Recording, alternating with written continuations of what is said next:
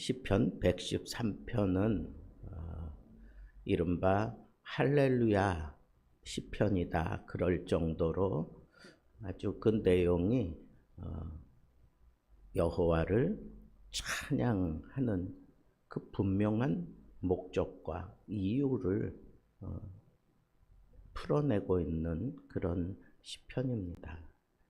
뒤이어서 몇 편들이 이 할렐루야 시편이라고 불리는 그런 이유가 바로 그 위대하신 여호와 하나님을 찬양하는 그런 내용들이 담겨져 있기 때문에 그렇습니다. 주의 이름을 우리가 높여야 되는 것은 우리들의 삶 속에서 하나님이 높임을 받기에 합당한 그런 모습으로 우리 가운데 임재하시고 역사하시기 때문입니다. 그런데 사실은 우리가 잘 알지 못해요. 하나님이 나에게 어떻게 위대하신 분인지. 그래서 어느 유명한 화가가 아주 대형 벽화를 그리기 위해서 여러 사람들을 불렀습니다. 다 저마다 이름 있는 사람들을 불러서 이런 그림을 그려달라. 당신은 이런 그림을 그려달라. 그리고는 그 큰 대형 벽에 자리를 위치하고 그리라고 그렇게 얘기를 했습니다. 화가들은 저마다 자기의 익숙한 솜씨로 그리고 자기의 독특한 그런 붓터치를 통해서 그렇게 자기 색깔을 분명히 해서 그 그림을 그려가기 시작했습니다. 자기들끼리 쳐다봐도 이게 도대체 무슨 그림이 그려지는 건지 알 수가 없었습니다. 그러나 작업이 다 마무리 되고 나니까 사람들이 내가 내 색깔을 가지고 내 방법으로 칠을 했지만 바로 이 그림을 완성하기 위해서 나를 불렀구나. 저마다 다 그렇게 생각하게 되었습니다. 그릴 때에는 자기 색깔을 분명히 드러내고 이건 나만의 색깔인데 과연 이게 다른 사람들과 잘 합쳐질까? 독특한 자기의 색깔을 거기 다 쏟아낸 것 같은데 다 그려지고 나니까 하나의 아름다운 누가 봐도 선명한 그 목적이 분명한 걸작이 완성되었습니다. 우리의 삶도 마찬가지입니다. 지금 당장은 하나님의 계획이 명확하지 않을지라도 우리는 하나님의 위대하심을 믿고 찬양해야 합니다. 하나님은 모든 것을 아우르시며 선하게 우리를 완성해 가시는 분이기 때문에 그렇습니다. 그래서 우리의 이 아픔도, 우리의 고달픔도, 우리의 실패도, 우리의 승리도, 우리의 영광스러움도 우리는 우리가 스스로 무언가 자기 작품을 그리듯이 그려가지만 결국 하나님은 그 모든 것을 통해서 영광을 받기에 합당하신 그런 걸작품을 하나님은 만들어 가시는 분이기 때문에 그렇습니다. 오늘 본문도 바로 그런 내용을 다루고 있습니다. 하나님을 찬양해야 하는 이유가 있습니다. 여호와의 종들아 찬양하라. 특별히 여호와의 종이라고 하는 것은 여호와께 속한 그런 사실을 분명히 드러내는 겁니다. 그렇기 때문에 우리는 마땅히 그분의 것이기 때문에 그분을 그냥 찬양하는 거예요. 그분의 이름 자체로 우리에게 영광이 되는 분입니다.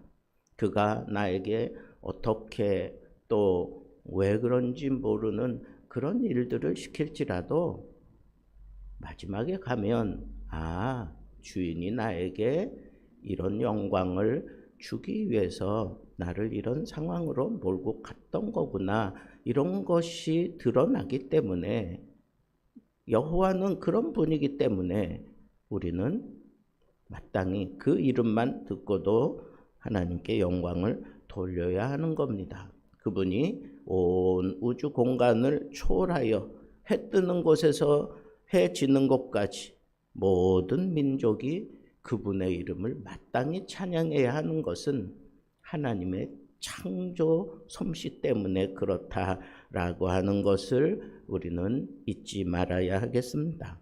4절부터 6절에 보면 그 하나님의 뛰어나심, 초월성을 강조하고 있습니다. 만물 위에 높으시다. 그 영광은 하늘 위에 있다. 그런데 놀라운 것은 그 높으신 그 하늘의 하나님이 자신을 스스로 낮추시고 이 땅을, 그리고 이 땅에 벌어지만도 못한 나를 살피시고 계신다라고 하는 이 사실이 바로 뛰어나신, 그 누구도 범접할 수 없는 그런 영광받기에 합당하신 그분의 모습입니다. 창조하시고 다스리시는 하나님이 우리 같은 아주 연약하고 보잘것없는 존재, 심지어는 하나님의 이름을 먹칠하는 그런 일들을 스스로 자행할지라도 하나님은 우리를 돌보시고 계십니다. 살피시고 계십니다. 그분의 위대하심 때문에 그런 것입니다. 그리고 그분이 그렇게 우리들을 다스려 주신 결과가 뭡니까? 7절부터 9절에 보니까 하나님은 우리의 이 모든 생명과 삶을 변화시키는 그런 능력이 있기 때문에 그렇습니다. 하나님이 그 하늘 보좌에서 영광을 받아야 마땅하실 하나님이 이 천한 땅에 내재하시면서 우리를 살피신 그런 결과가 이런 겁니다. 낮은 자를 높여주십니다. 그리고 가난한 자를 귀한 자리로 올려놓으십니다.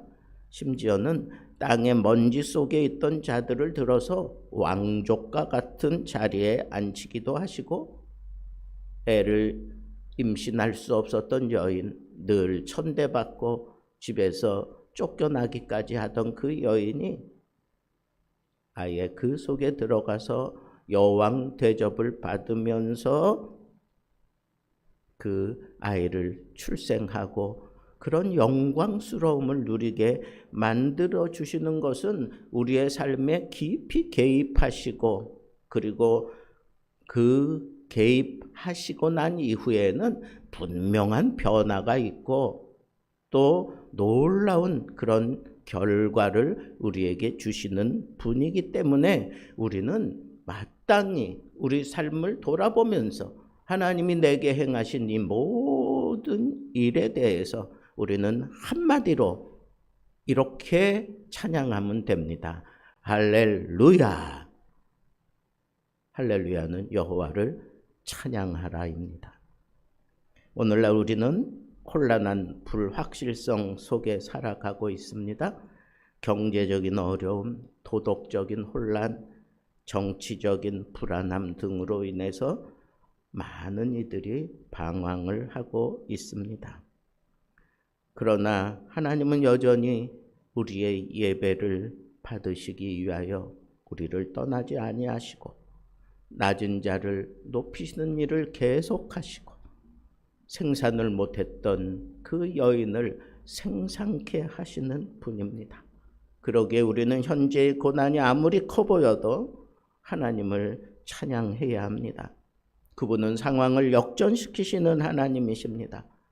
교회도 마찬가지입니다. 세상의 빛과 소금으로, 그리고 여호와의 이름을 해가 뜨는 곳에서 지는 곳까지 전파하는 사명을 우리는 쉬지 말고 계속해야 하겠습니다. 지금은 참 힘들고 어렵고 부딪히고 깨지고 아프고 그럴지라도 이게 다 하나님의 걸작품을 만드는 재료들이 된다고 하는 이 사실을 우리는 명심하고 하나님 앞에 우리가 그분의 것이라고 하는 이 사실을 생각하면서 이 아픔 속에서 주님 내게 오셔서 나를 빚어주십시오 라고 그렇게 고백하며 하나님의 뜻을 행하는 일을 그치지 않고 계속 감당해야 하겠습니다. 하나님의 정의와 사랑으로 우리의 삶을 좀 변화시켜 봅시다. 우리는 낮은 자를 돌보시고 연약한 자를 세우시는 하나님의 손과 발이 되어서 우리도 그렇게 살았으면 좋겠습니다. 마무리하겠습니다. 한 작은 마을에서 어려운 환경 속에서도 매일 하나님을 찬양하며 살아가는 여인이 있었습니다. 그녀는 상황이 바뀌어서 하나님을 찬양하는 것이 아니라 하나님이 누구신지를 알기에 찬양한다고 그렇게 고백했습니다. 그렇습니다. 우리는 어떤 상황에서도 하나님을 찬양합시다. 시편 113편의 선언처럼 하나님은 높으신 분이고 동시에 우리를 돌보시는 분이십니다. 오늘 우리의 삶을 통해 그가 영광 받기 위해서 우리의 삶을 바꾸시고 우리의 삶을 높이시고 우리를 통해 영광 받기 원하시는 이 사실을 우리들이 경험할 때마다 우리는 한마디로 그분께 올려드리면 됩니다. 할렐루야! 기도하겠습니다.